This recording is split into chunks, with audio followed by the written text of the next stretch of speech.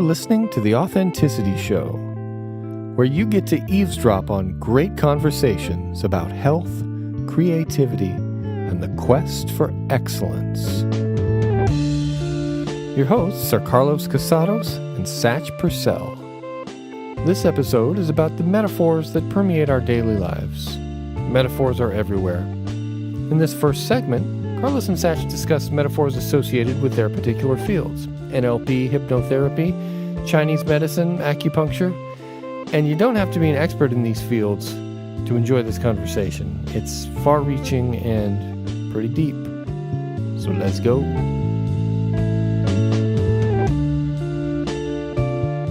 I was listening to David Grove, who is a clean language specialist who is no longer with us. He's deceased now, but he originated clean language, and he was discussing metaphor as being related to two things. The for being as in amphora, right? Like a container. It was a container, and meta, that was that which is beyond, or that transmits across, right? Like not like trans, but like so. A container for the beyond. A container for or something that's beyond. Yeah, exactly. Oh, that's great. And so he uses language to ask questions to get at the location and the center of the metaphor within your consciousness. And I just thought that was really interesting. Wow. Being a hypnotist and being someone who works in a therapeutic setting and helping people to resolve stuff. I'm blown away by that. So I just wanted to share that. amazing. And it was James Tripp who introduced me to David Grove. I had heard of clean language, but James Tripp is an exemplar hypnotist in the sense that he really is good at zeroing in on things through questions and through the reflection and the circular process of that discussion. He keeps each question and each portion of the interaction, kind of following it out and seeing where it leads, and then utilizing it. And one of the tools he uses in that toolbox is clean language. Okay. Then when he mentioned David Grove, I hadn't heard of this person named David Grove, and I looked into him and I started looking for videos and anything by David Grove, and I'm just kind of peeling back that right now. I haven't gone super deep into it, but since we mentioned metaphor, I thought that was an interesting idea. That is very interesting. When you described that, I started to have this desire immediately, like, I want to get to the center of my metaphor. Yeah. You know, what is my metaphor, my consciousness? I don't even know what that is. You know what I mean? But Right. I want to know. Well, yeah, I'm curious. It's like things we've talked about before when people describe uncomfortable, traumatic experiences, they describe it in language that can be fed back to them through the questions, and dissociations can be created by changing pronouns.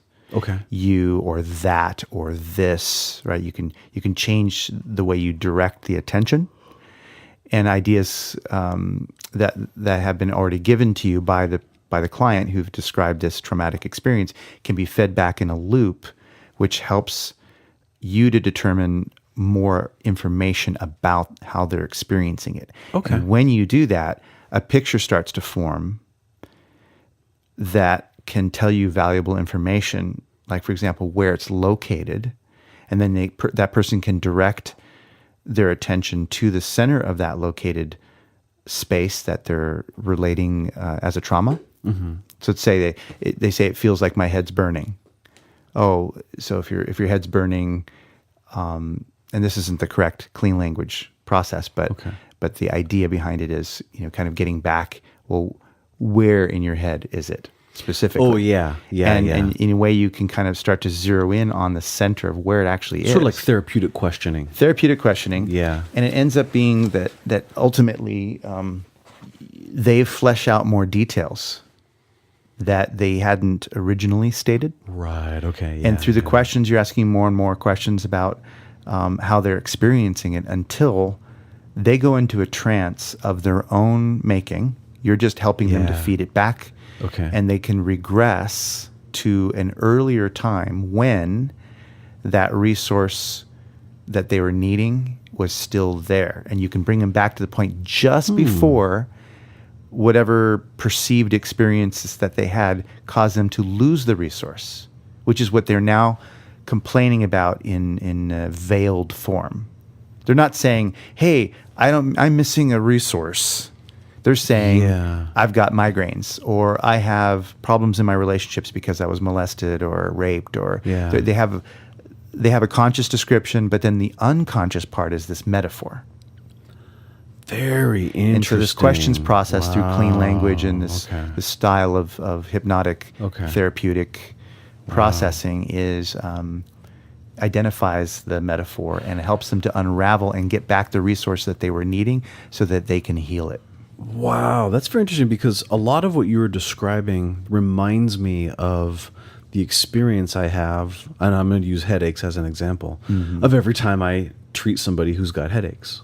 You know? Yeah. Because it's like, oh yeah, I get these bad headaches, and these headaches are just killing me. Okay, all right, so where are these headaches? Well, just kind of all over my head. Okay. Well, are they on the front of your head, the sides of your head, the top of your head, the back of your head? Are they in your eyes? Are they behind your nose? Are they more like, oh, well, I guess they're on the sides. Okay.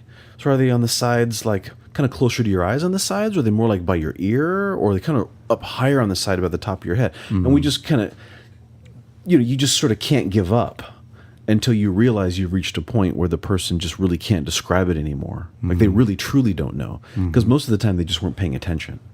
It's they actually have the answers. They just didn't know that they could pay attention at that level of detail. And then you can usually figure it out. Then the funny thing that happens is you stick a couple needles in.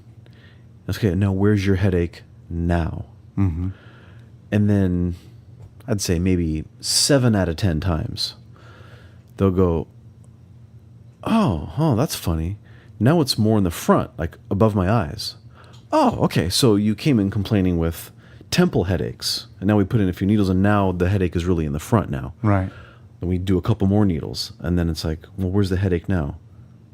You know what's weird, but maybe I feel a little bit still on the top of my head. Now it's the top of the head. Now, I've come to the conclusion that it's still the same headache. They're just now looking at their headache from a completely different angle because I took away one of the perspectives. Yes, and can I give you perspective on language? Because this is where this can meld together. Really yes, absolutely, and we've been meaning to talk about this for a while too. When you did the sort of basic intro to NLP, did they talk about presuppositions? Either through them or through you, I've heard of the basic idea of a presupposition. So just to recap, somewhere along the line, I've picked up the idea. Presuppositions are inherent in language. They're things that are being said or implied through the statement itself that may go beyond the sentence that's actually said. So in other words, your example, to use your example, you said, and where is that headache now? Now, that implies that it's still there. Well, it does, but it also implies that it's not in the same place. Oh, now. Yeah. Because you're opening up the possibility and the probability that it's not in the same place. You're saying, where is that headache now? Even that tonality and that pause that you put in there implies that there's significance to the word now, as if something has now changed. Yeah. So in order to answer the question, to some degree, there has to be an acceptance that a change has happened now. Yeah. And so I never thought of that. And then the nonverbal part of it, where you're putting a needle in, obviously you're doing something. So without them knowing anything about acupuncture, but knowing that they're coming to an acupuncturist, there is an implication there that you're doing something. Therefore, as they're chasing this experience, chasing the sensations and trying to get more and more refined as you ask the question, you're also helping them to root out the metaphor in their head. And in a sense, you've unconsciously acquired that language hypnosis too in what you're doing. That's so interesting. Wow. Well, it goes back to the idea that Chinese medicine is way more than just some techniques you use on people. It's a way of communicating with people. It's a way of inspiring confidence. It's connected to ancient tradition. It's it's so much more. The local Chinese doctor of ancient times was the local psychologist as well as the local physician. Mm-hmm. You know, he's the local counselor. He's the local wizard. Yeah, absolutely. That's Yeah. it. He's the wizard. Yeah. But what's interesting is, you know, we're having a conversation about metaphors and analogies and, you know, these kinds of things. The entire Chinese medicine system comes prepackaged with all of these metaphors and analogies that are just built right into it. Mm-hmm. You know, like, is the disease a hot disease or a cold disease? Right? Is this, you know, each organ is likened to something in nature. Like the liver is wood, the heart is fire, the kidneys are water. You know what I mean? And so each one of those metaphors, the deeper you get into it, the more you realize it really does. They did a good job of carefully identifying the right metaphor for each organ. And I sometimes wonder, how did they do that so well? It's pretty brilliant. But they did a really, really good job. You know, a really, really good job. And some of them at first, when I learned them, they didn't make sense. The lungs are metal. Yeah. You know, the lungs are metal. You know, what's that all? Lungs don't seem like metal to me. You know what I mean? And so, but then as time went on and I started to accept the metaphors, they end up working very well from a treatment perspective. Yes. Like, even though I don't think of lung tissue as having anything to do with metal, the way the lung diseases cause other diseases, or the way other organs will counteract or promote diseases of the lungs, are right in line with the metaphors. Mm-hmm. It's very, very strange. You know, it's logical. It's just we don't always understand the logic immediately going into it. It's inductive because you have to be in the middle of it, right? You sort of, when you learn Chinese medicine, you have to accept that you don't understand it in order to learn it. Exactly, yeah. You can't say, oh, I'm going to understand each piece as I learned it. You go, no, I'm going to memorize a bunch of pieces and I'm going to kind of like figure it out, right? Like as you go along. Yeah, that's exactly how you have to do it. They tell you when you study Chinese medicine, or oftentimes they should tell you, just memorize everything whether you understand it or not. Because if you don't, you'll never understand it. But at some point, you'll get to where you're like, I'm so glad I memorized this, because only now am I able to start to see how all the pieces fit together. You know, it's a strange thing to study, because once you learn it, it is internally logical. Mm-hmm. But it may not necessarily be externally logical. Like, you look at it from the outside, you're like, that's just stupid. You know, you don't have a wind cold.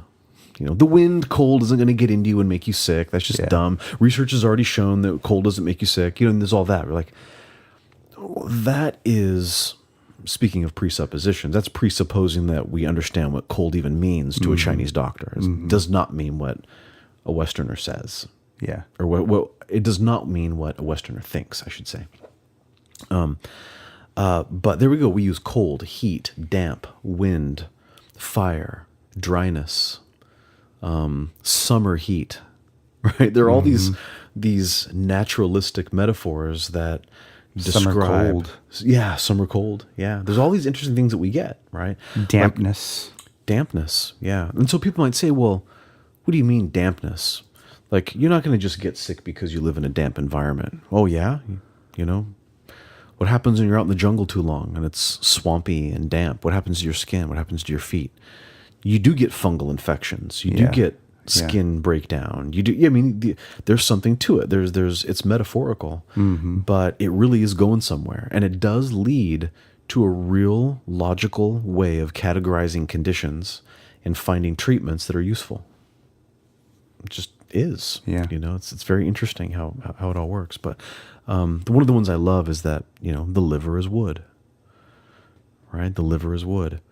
And but when they say wood, they don't mean like dry dead wood the way we think of it. They mean living green plants, bushes. You know, that's what they mean by wood. You know, so go, oh, okay, so even when we translate it into English, the metaphor doesn't quite carry over. We still need more commentary. We're talking about living plants. Okay, you know what I mean? And so then now it makes sense why somebody with weak kidneys develops liver problems, at least from a Chinese medicine perspective, because water nourishes plant life. And then plant life, if it doesn't have its mother, which is water, then it becomes dry. And when it gets dry, it catches fire. And so that's the order, right? Water promotes wood, wood promotes fire, fire promotes earth, earth promotes metal, metal promotes water, and the cycle continues. Yeah, metaphors. It's interesting.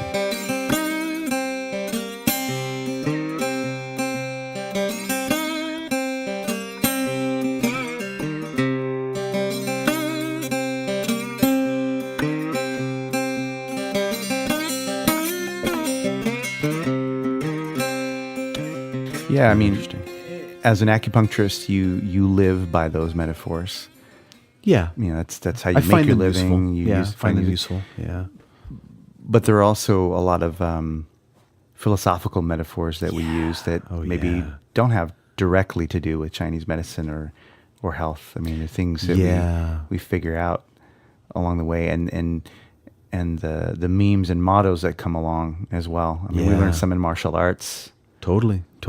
Calmness in the heart of movement is the secret to all power. Right. That's from John Blofeld's Secret and Sublime. Totally. Or as an acupuncturist, one of the coolest things I learned from one of my teachers, Zhao Wang. I loved Zhao Wang. He was a great teacher. He taught us that, which is an ancient concept, that when you reach out and grab the needle, you become as aware as though you're standing on the edge of a cliff.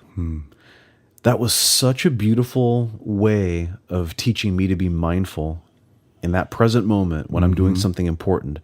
Am I as mindful as though I'm standing on the edge of a cliff? No. Well, then I need to get like that in order to do a good job. Or he would say, when you reach out and grab the needle, you grab it as though you're grabbing the tail of a tiger. So there's a certain amount of respect and caution, yet you got to be deliberate. You got to pay attention. You better not do this mindlessly. That's a tiger's tail you're grabbing. Yeah. Those sort of metaphors can do incredible things to your physiology. I could feel like my posture change when I go in to treat somebody and I remember one of those metaphors. Yeah. I feel my mindset change. The way I'm thinking about everything completely adjusts and shifts as soon as I'm aware, like I'm standing at the edge of a cliff or I'm grabbing the tail of a tiger. Another motto that falls in line with that: the mind and the body are one. The mind and the body are one. Yeah. What's the difference? Yeah. What's the difference? Everything that your body is manifesting has its root somewhere in thinking. Yeah. In your thoughts and feelings. So yeah. The mind body, not just the body or the mind. Yeah. I love it.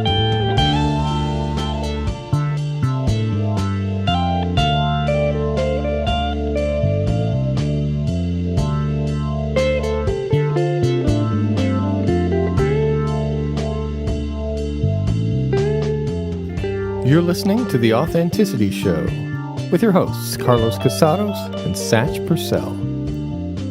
In this next segment, Carlos and Satch discuss mottos that they live by, personal philosophies, ways of dealing with the world. Not surprising that there's a lot of wisdom in here. I love these guys.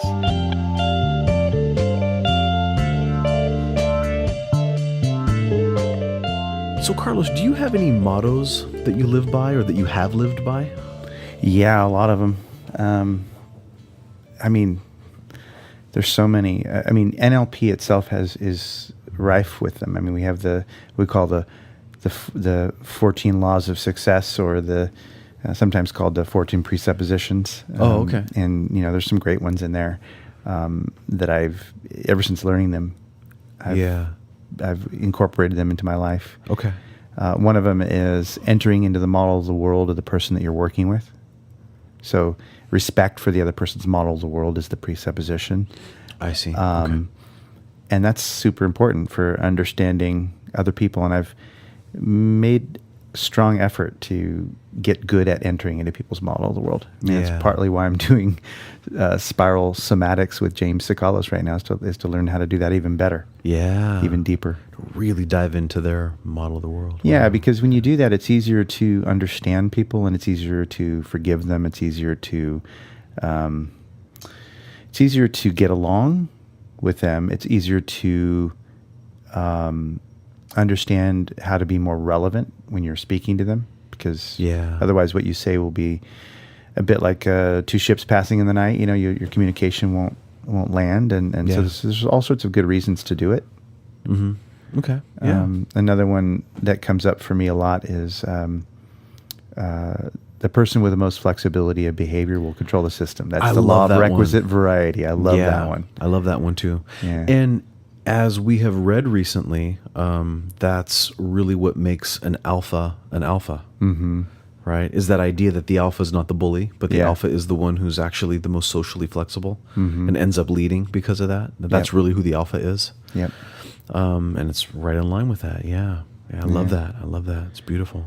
Wow. There's just so many. People are not their behaviors. You know, Yeah. to remember that, you know, rather than saying you're an a-hole, you know, Yeah. like to recognize even the slight step down from that, you're behaving like, Yeah, you're you know, behaving like or, an a-hole. Yeah.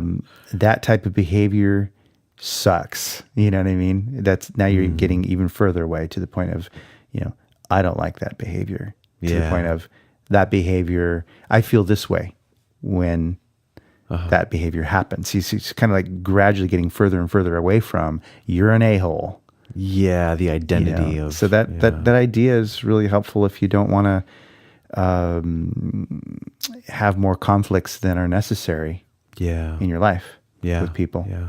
To be able to separate that and to love them for who they are. Yeah, talking about being able to tease out those things. There is a Somali proverb that says, "If you cannot solve a problem with peace, then you can't solve it with war." Yeah. Which really makes sense. It's one of those things that you kind of go, "Well, that actually does make sense." Because if you did go from, okay, well, peace failed, well, let's solve this problem with war. Like, well, you might hurt each other and cause damage, and one side might win, but did you solve the problem? The problem itself was never solved. You know what I Yeah. mean? So what's the point in going to war if you can't solve it with peace? You know? Right, which kind of rolls into Einstein's thing, you know, about the problems we face today cannot be solved by using the same level of thinking that was used in the creation of the problem. Yes. That we need a yes. whole new level of thinking in order to solve the problems. I love that, and that's a motto that yeah, me too. that I use. I use that in my work a lot. Yeah, You know, because people are looping and they're doing the same stuff over and over again, and they're expecting different results. You know, Right. The definition of insanity. Yeah. Right. Well, you know, for me, I think it'd be fun to share my relationship motto with my wife. Oh, Right. So, this is something that I would recommend to all couples, you know, to sort of allow something like this to emerge, right? Is way back in the beginning, and I think I've told you this before, Carlos, way back in the beginning when Tanya and I met, and it was all, you know, love and roses, and, you know, my immune system was booming, right? You know, you fall in love and it's just, it's amazing, right? And one day I said to her, I said, you know, there's going to be a time when maybe we don't like each other over something. You know, we have a disagreement. We don't see eye to eye. I said, how about we just decide that when that happens, that we've already decided that it's going to be okay. Mm-hmm. You know? Yeah. and we had an agreement. We were just dating, you know, like the first probably few weeks. nice you know, use of that's good future pacing. yeah. And we just did that. And then it sort of became a little theme, you know, like we'd be in the midst of a disagreement or something. We'd say, well, thank God we already decided that this is going to be perfectly fine. And it's okay. And it's quite all right. Yeah. You know, and we just sort of became like a joke. It's like a little fun thing that we would always do, because we were always solving the problem from the perspective that, well, it's already okay. So let's just get there, you know? But the other thing that I really wanted to share is that we developed a motto for ourselves, which was that our whole relationship would be based upon these three things: love, humor, and celebration. So the love part's easy. It's understandable for people, to understand. But it's deciding to make sure that each one of those three things was represented every single day. And not a day went by that we didn't have some love, some humor, and some celebration, right? So I would often ask myself, what have I done today to be loving to her, right? Humor. Every time one of us would laugh, we'd try to join in with each other and try to seek out things that would make us laugh because, that was our motto. Our motto was to enjoy humor, or we're going to spend our relationship with love, with humor, and then celebration. And we would just go, well, what do you want to celebrate today? I don't know. Well, let's go to the restaurant. We go to a restaurant, we sit down, and we're like, so what are we celebrating? How about that it's September 6th? What better reason is there to celebrate than the fact that it's September 6th? Doesn't mean anything, right? But we would just find any reason to celebrate. Or sometimes we would say it's just about celebrating celebration, and so it was love, humor, and celebration. And so what was cool is by having our own little personal motto that we follow, it became a practice. It became, did we have love, humor, and celebration today? You know what? I feel like we haven't had enough celebration today. Or I feel like we haven't laughed enough today. You know what I mean? And I might try to infuse some of that into it. But we ended up choosing those three things because there were three things that we both felt mutual agreement on, that those would be nice ways to live your life with each one of those three things. So any couple out there could pick one or two or three or five, I don't know, whatever it is. And they could be a different mix of things, but it's this idea that why not create something together that are three values that you both have, that you'd love to have those three things happen every day, or those two things, or whatever it might be. But boy, can I say, we've been together for almost 21 years now. Right. And it's been a tough 21 years with, her health problems, right? Is that, my goodness, has that motto gone to good use, right? Wow. I mean, it's really, really helped. So, create them. That's great. Just the fact that you had the conversation in the first place is great. Lots of people wouldn't go there, wouldn't dive into that. But I'm just thinking about how you guys prepared yourself for potential conflict through rehearsal. I mean, you basically did, in a way, what I try to do with people who are working on going back into a hostile work environment, or dealing with their own anxiety, or dealing with having to have a conversation that they don't want to have. Yeah. I mean, they're doing rehearsal, and you guys did rehearsal. You rehearsed a potential future. You future paced. You said, what's going to be like, with the presupposition that whatever it is, it's got to be good. So, what could we envision our futures to be if they were positive, and how could we figure out a way of making this work? So, how are we applying what we already agree upon? This love, this connection, this always working it out feeling. Yeah. How can we apply that to a future thing that hasn't happened? And then how can we rehearse that in a sense, so that when you finally do it, it's like, well, I've already done this. Right. And now you're there and you have the experience, and sure enough, it feels like you've already done it. Yeah. Yeah, that's true. Yeah, that's true. It does feel like you've already done it. You go into the situation feeling very experienced. Like you're not being blindsided by this. Like, oh, I got this under control because I've been here before. This is what is referred to sometimes as consciously creating your future. And a lot of people go about their business, so to speak, with this idea that they have to wait for their future to happen. And although there's some waiting involved, a lot of people don't realize how much of their future is truly created. They're just doing it unconsciously. They're not realizing that what they're doing is creating a future. They're creating all the steps and all the processes that are leading them to one future or another. Yeah. So why not accept that you can consciously create? I mean, start with your day. Consciously create your day. I like the idea that you start your day with an intention of some kind. Yeah, that's Yeah. true. Yeah. I think that's do you do huge. that? Is that something you practice? I do that every day. I did this morning. Yeah. What did you do this morning? So I'm this just morning, curious. well, first of all, I preceded it with a gratitude. I call it a gratitude wave, but people call it different things. I kind of think of it like, I'm creative, and I think of magic and things like that. So I think of like I'm drawing upon all this sorcery power of gratitude and just using my creative mind to like pull this vibration behind me, and then I project it into the future as though that's the second stage, which is consciously creating my day.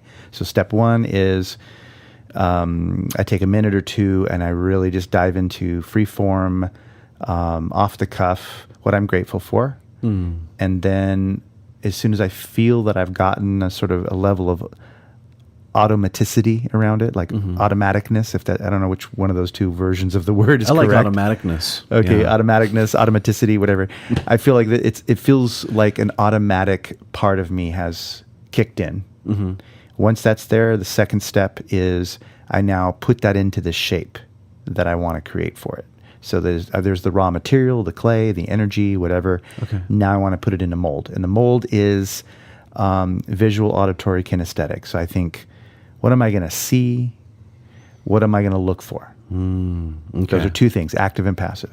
Oh, what am I going to What am I going to hear? What am I going to say? Active and passive, right? Okay. What am I going to feel? What am I going to create? Nice. And so I just described my day. So this morning, I was just like, among other things, I'm gonna look for people's brilliance, and I'm going to see the gifts and the joy of the interaction today. I'm going to see people's positive benefits, and I'm going to find ways of creating that. So I'm going to listen for new distinctions, and I'm going to voice them. I'm going to voice and I did that today. I saw new distinctions and I voiced it. I'm going to have more energy today and feel positive throughout my day, and I'm going to create a sense of excellence in what I do. I'm going to create a sense of having achieved a level of understanding. So today when I was in this class and I did those things, I was able to witness myself doing what I prepared myself to do. And it does tend to be true that if I consciously create my day like that, I will see, hear, and feel the things that I decided.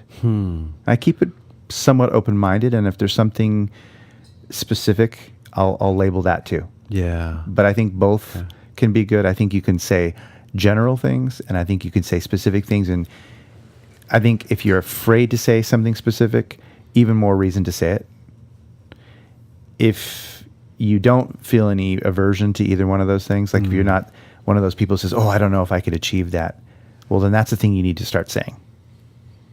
Try to get yourself to believe at least a piece of it, whatever you need to believe in order to get there. So if, for example, I want to achieve something that's not right in front of me, I might ask myself, what is it that I need to believe in order to get those first pieces that will lead me to that thing that'll ultimately get me there? Okay. Yeah, that's good. Okay. You know what I mean? So I just parse it down into bite-sized chunks. Okay. Once I get that, then I'm good.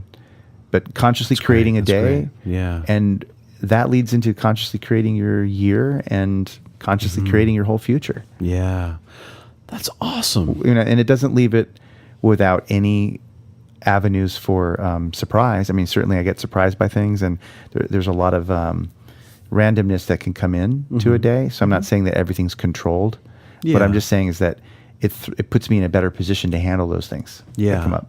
That's great. This is reminding me of our interview with JP Morgan. And he talked about how he has a theme for each year. Yes, I love that. That really struck me. And I after that, I spent about 2 weeks really settling in on, okay, what's my, because it was early enough in the year, right? This is 2018 that we're doing this. So we interviewed him earlier in 2018. And so it was still pretty early in the year when we did that. And so I thought, okay, it's not too late. I can pick something for 2018. And it really did take me a couple of weeks to settle in on what it was, because I decided this isn't just something you just think of. Yeah. I mean, it might be, but I just thought, I'm going to let this really emerge. What is it that I would be best to accomplish in this year as my own theme? And it was expanded awareness. It just kept coming to expanded awareness. And so I keep reminding myself that this is the year of expanded awareness. What can I become aware of right now in this moment that I was not previously aware of? Okay, maybe it's something in my environment. Maybe it's something about, maybe I need to actually go online and log into something and figure out, when is my last payment for, this thing I'm paying off, or so, like let's be aware of the things that are going to shape my future. Right. And so, maybe it comes down to, I'm going to let something just float by. Then I realize, wait a minute, if I let that float by with unawareness, then I'm not matching my theme for the year. So let me dive into that just a little bit and double check something. Let me not proceed without awareness as to what this means or what it's going to mean. And I've not completely succeeded, but it is the year of expanded awareness, right? Yeah. Not total awareness. I'm doing my best. I'm learning. I'm making strides with that, and that's really what I wanted, is to have more awareness about things, and it helped. Well, that's a great point, because I wouldn't feel gypped or cheated if I didn't quite achieve my everything in my conscious creation mindset. Yeah. It's the fact that I have the conscious creation mindset that matters, because I'm training my mind and my experience to better experience the world. It's not about micromanaging the world or being controlling. It's about exercising my will, exercising my creativity, exercising my expanded awareness, expanding my awareness into the things, you know what I mean? Yeah. So it doesn't really matter if there's nothing to achieve really. It's just expansion in a way. So you put it perfectly. Yeah. Just seeing more. Yeah. There's a lot to be said for just confidently exploring things and not having to always let the yardstick be, what's my result? I mean, yes, results are important. Yeah. I mean, I'm in, doing something in the category of what they call brief therapy. It's always about results focus, right? But results, that word result, it can be a nominalization, right? It's abstract. I mean, what does that really mean, a result? Subjective results, if they're broad, can be one thing. And if they're very specific, that's a total different ballpark right there. If my intention, my underlying intention, is to experience expansion and to get a taste that I can direct my life, then I've gotten the result, even if I haven't achieved each and every single thing. It's like in previous weeks when we were talking about knock and keep on knocking, ask and keep on asking, or seek and keep on seeking. It's the process that's important for me. Yeah. And I'm getting better and better at it. Right, and I have confidence that has made a change in who I am. And it's definitely made a change in my human experience. I've gotten different physical specific results. I feel that it's because I've allowed myself to have room to play, to expand, to practice, rather than being hard on myself because I didn't achieve one single thing or 4 different things in a space of time. Rather look at it in terms of, hey, what are the overall changes that have happened?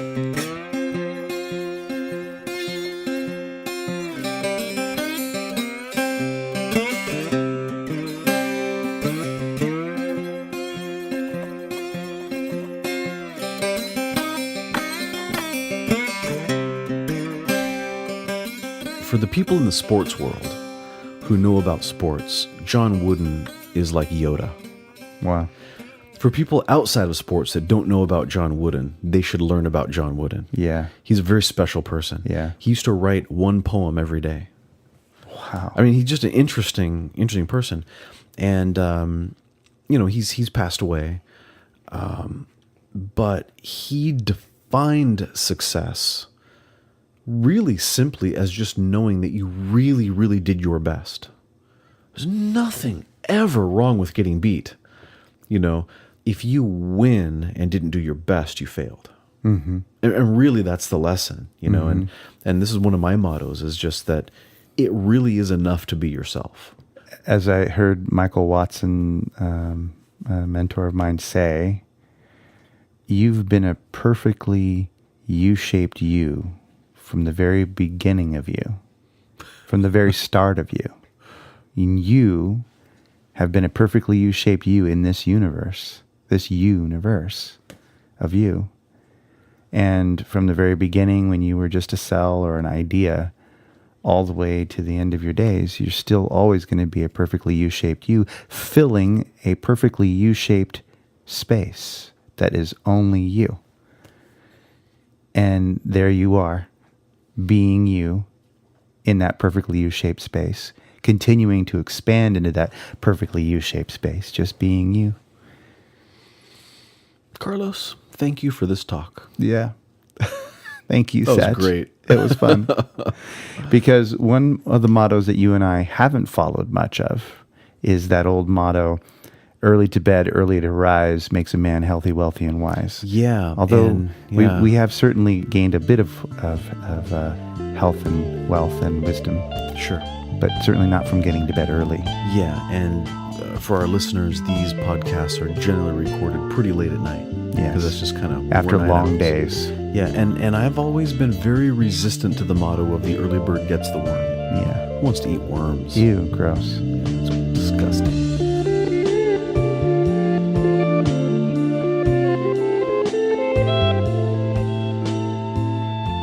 You've been listening to The Authenticity Show with your hosts, Carlos Casados and Satch Purcell.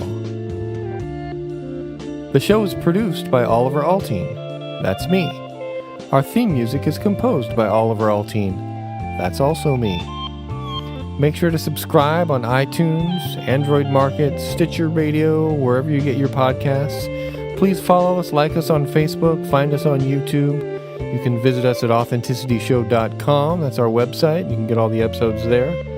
And please, share with your friends. If you like this podcast, let people know. We would appreciate it. Thank you very much for listening, and have an authentic day.